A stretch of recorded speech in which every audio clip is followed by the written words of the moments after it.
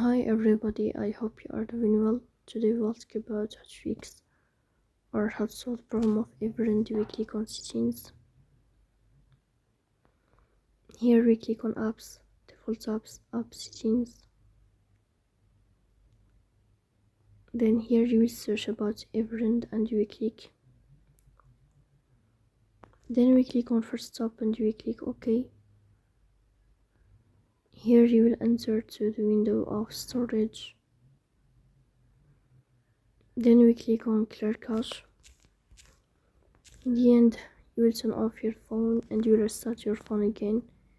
If it's not working with you, then you will go to Play Store.